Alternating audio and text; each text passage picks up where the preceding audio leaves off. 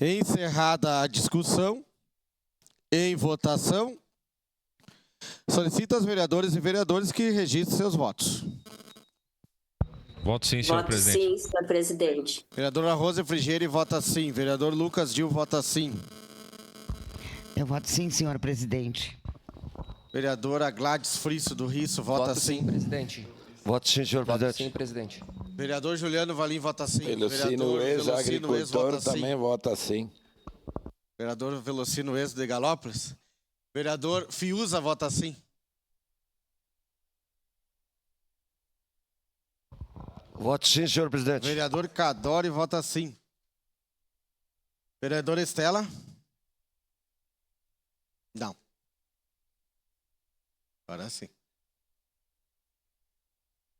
Encerrado o registro dos votos, encerrada a votação. O projeto de lei número 116/2024 foi aprovado por unanimidade das vereadoras e vereadores. Em representação, vereadora Marisol Santos, vereador Lucas Carinato e vereador Sandro Fantinel. Era isso.